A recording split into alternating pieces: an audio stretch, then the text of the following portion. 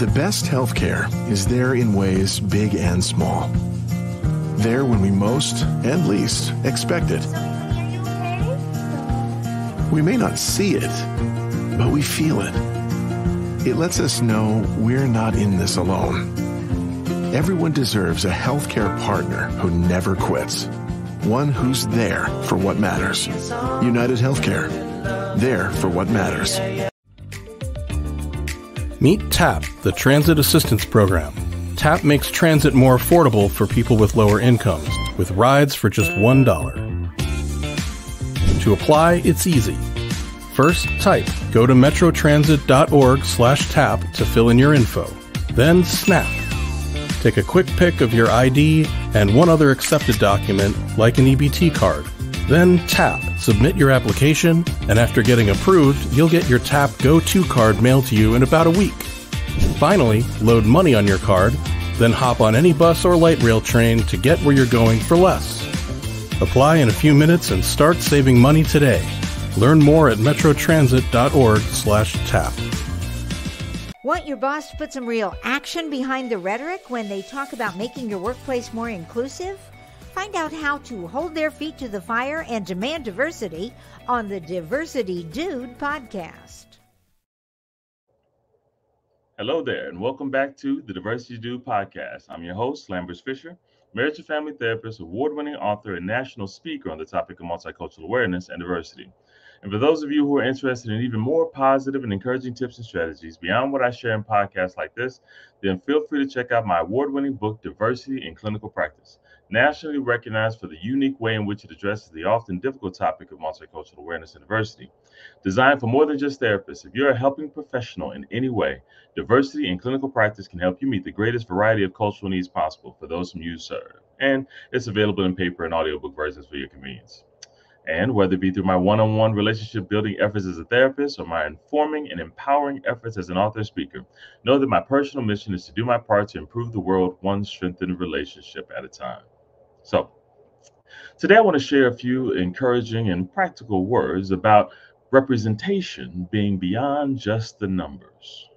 So, if you are local to the Twin Cities here in Minnesota, or if you even heard the news about it, you may have heard about people reacting to the recent revelation that a nearby large city of St. Cloud has experienced an 858% increase, no, that's not a typo, of Black and brown people since the year 2000.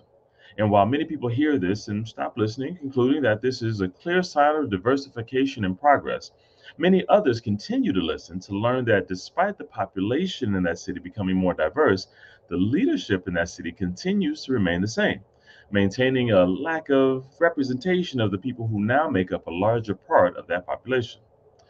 This is the argument of two candidates of color running for city council in that city. Their hope is to earn a seat at the governing table and represent the growing community of color and everyone else if they have the opportunity to and given a chance. However, one of the questions that has arisen alongside of this effort is what role does or should representation play in decision-making opportunities and leadership roles like this? Well, acknowledging the reality that answers to specific and targeted city-specific questions like this also have implications for similar situations elsewhere, I'd like to take a few minutes and share a few considerations that may help contribute to positive conversations on difficult topics such as cultural representation where you might be. Consideration number one, representation isn't about forcing diversity for diversity's sake. You see, some resist conversations about representation because they equate it with forcing diversity, shoving it down people's throat, change for change's sake. As if diversity has become the new top priority above all else, such that no matter who's in leadership now, no matter how sincere their motivations, no matter how many qualifications they may have legitimately earned, and no matter how much good they've already done in that role up to that point, if they don't reflect the new right percentages of diverse backgrounds, then they should be ashamed of themselves and should resign their roles, ashamed that they even had the audacity to hog good roles away from the right demographics. That is admittedly a little scary. I can see how that can sound and feel, and if I were in that position, I wouldn't want someone to make me feel that way. All that being said, I think that this experience is largely based on a misunderstanding. of what representation really is. Representation isn't about change for change's sake, or even diversity for diversity's sake. Instead, representation acknowledges that even if those in leadership positions are great at meeting needs that they're familiar with, if the entire team has the same combination of education, training, personal and professional experiences, then their efforts to meet the needs of those whom they serve may not fully or most effectively represent the needs of everyone equally. As a result, many will get their needs met, and the needs of many will go unmet, often without the leaders in charge even realizing that there are any needs that are going unmet because they don't see them or they don't share them. Which leads to consideration number two. Representation is about meeting a greater variety of needs. When there is leadership among or diversity among leadership, then efforts to meet those needs whom they serve have the potential to be more broad because as a team, leaders can not only identify with a greater variety of needs to potentially meet, but then the creativity they have in identifying how to meet those needs has the potential to be expanded as well. Put more simply, if we all have the same training, education, experiences, then we're likely to see the same list of needs and generate the same combination of solutions to meet those needs. However, if new perspectives are welcomed, then more accurately they can represent the population they're seeking to meet, and then there comes new potential to identify a greater variety of needs as well as more variety in solutions to meet those needs. Not that difference is always better, but more effectively, we can collaborate with new and old experiences and perspectives. And then collectively, the potential can be greater, positively impacting even more people than previously capable. And finally, consideration number three, representation isn't about judging the past. A lot of people see efforts toward increased representation as akin to out with the old and in with the new. And that makes me sad a little bit. But there's a lot to be said for not fixing what isn't broken and learning from the time tested experiences of how things have been done. Starting from scratch isn't always the best way. That being said, it can also be said that if you always do what you've always done, then you'll always get what you've always got. And if you've always gotten your needs met, then any change seems scary and largely unnecessary, as if it risks having less of your needs met. But if you historically have not had the pleasure of having your needs met, let alone sufficiently seen, then the longing for representation and change is understandably higher. The healthy solution is not to choose one way or the other whose needs we meet, where there's always a winner and a loser, the old or the new. The healthy solution is to keep as much of what is working the same, while also embracing new perspectives and opportunities to meet new needs so that more people can experience that same sense of the system working for them too. In this way, representation acknowledges that while the way things have always been and the way things have always been done have worked and is just fine for some, as population changes, the needs of that population changes, and efforts to meet those needs to change along with it. Some things can and should stay the same. Some things should also change. Some leaders can and should stay the same, not just because they were good at what they've done, but because they are also flexible enough to adapt and learn to meet an even greater variety of needs. And some new leaders need to be welcomed in to teach and model what can't be taught without the lessons and the tools that have come from unique personal and professional experiences. Experiences that represent the population they're seeking to meet, working together along the way. My hope for you is that you would be able to see the value in representation, not as an agenda item to be forced onto others or to an organization, but as an opportunity to enhance perspectives and contributions that can help you meet even greater variety of needs that were met before. Not change for change's sake or diversity for diversity's sake, but change in efforts, perspectives, and experiences to represent the changing needs that need to be met. And with that, I'll say thanks again for listening to today's Diversity Do podcast. If you have any pressing diversity-related questions that you'd like me to address in an upcoming podcast, or if your organization is in need of a shame-free and empowering guest speaker or training on this often sensitive topic, then feel free to reach out to me directly at www.diversitymadesimple.com. And if you know of anyone else who can benefit from a positive and encouraging perspective on this often difficult topic of diversity, feel free to send them a link to this podcast so they can be encouraged as well, or share with them my award-winning book, Diversity in Clinical Practice, available at Amazon.com. And as usual, I look forward to addressing as many topics as possible in future podcasts to help you improve as many relationships as possible, at work, at home, and in your community. And as always, remember this: you don't need to know everything about everyone in order to have a positive impact on someone. Thank you all for tuning in, and have a great day. Tune in each week and find out how to demand and implement diversity at your job. To hear more, check out previous Diversity Dude shows on ShalettaMakesMeLaugh.com. Newer variants of COVID-19 are circulating in our community right now. Be mindful of ways to protect yourself and others. Wash your hands frequently. Cover your cough to keep germs from spreading. Stay home and stay away from others if you have symptoms like a cough, sore throat, sneezing, or fever. Testing is an important tool to help fight the spread of COVID-19. It's important to get tested if you have symptoms or were in close contact with someone who has COVID-19. And stay up to date on your COVID-19 vaccine.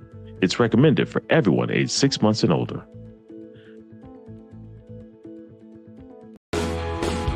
It's not just another day in your life. Things are changing for the better.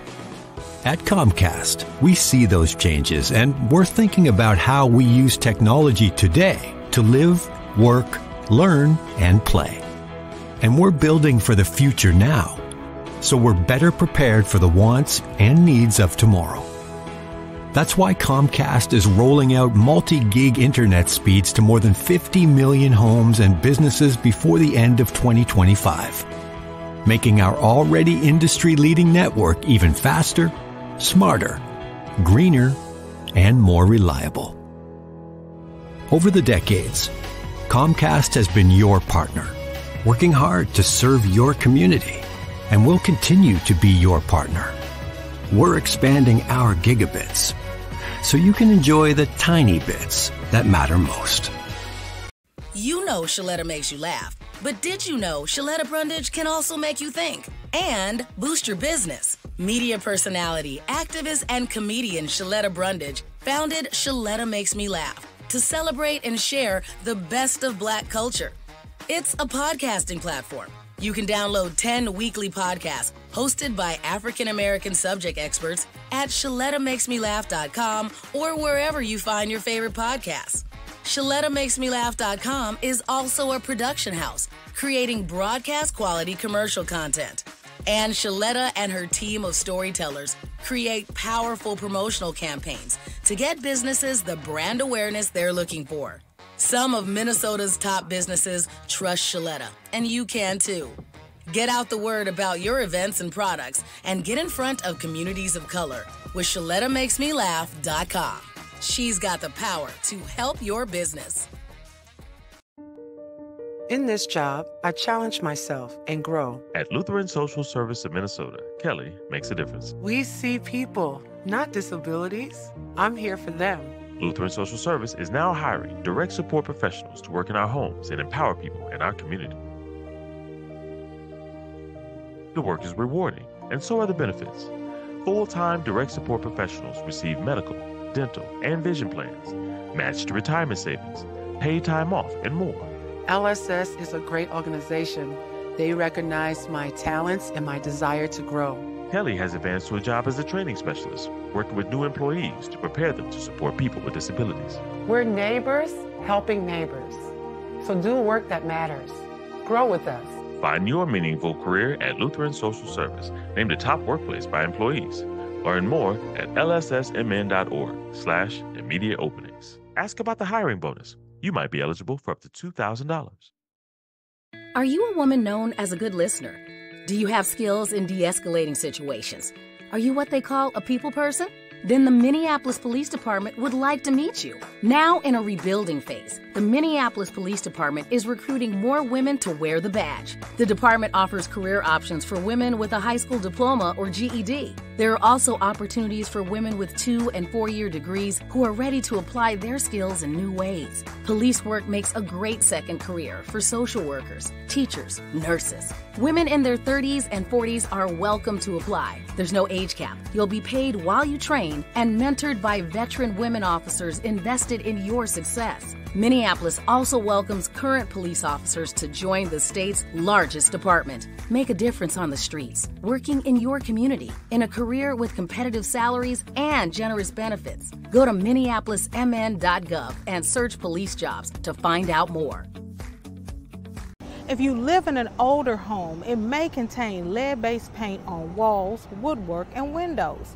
Even more bad news, lead exposure can be dangerous to young children and impact their brain development. And now, the good news. Hennepin County will fix lead hazards in your home at no cost to you. We were worried because of the paint in the windows in the bedroom. They were peeling and chipping, and we know that when paint peels and chips, and it looks a certain way, that's possibly lead. We were worried for our children more so than anything. Eligible homes can qualify for up to $15,000 in upgrades. You may even qualify for new energy-efficient windows. Don't worry, Hennepin County has a trusted list of pre-approved contractors.